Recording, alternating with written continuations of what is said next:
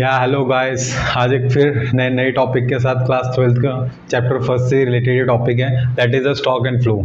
Okay, I hope कल का lecture आप लोगों को समझ में आया होगा। आज पढ़ेंगे हम stock and flow.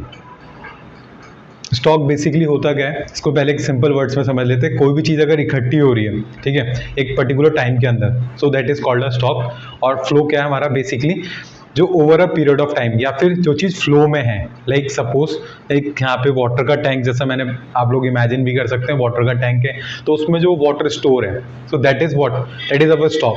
But at the same time जब हम टैप को ओपन कर रहे हैं और वो पानी जो बाहर आ रहा है, फ्लो हो रहा है, so that is our what, that is actually a flow. तो in a same manner micro economics में कॉन्सेप्ट बहुत यूज होता है, like something are belongs to a stock concept, some things are belongs to a flow.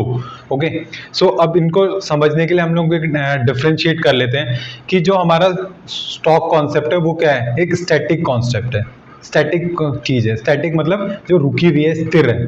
Eight the same time जो flow concept है वो किससे related है, वो रिलेटेड है हमारा डायनामिक कॉन्सेप्ट। डायनामिक मतलब जिसमें चेंजेस होते रहते हैं। ओके, एंड इसके कुछ एग्जांपल्स देख लेते हैं हम लोग।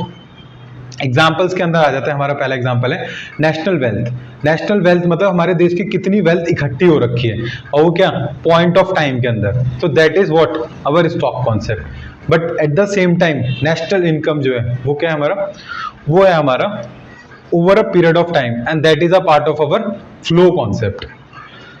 एंड ऐसे ही जैसे total number of cars in Delhi in this month, so ये क्या है हमारा, ये हमारा कॉन्सेप्ट है स्टॉक से रिलेटेड।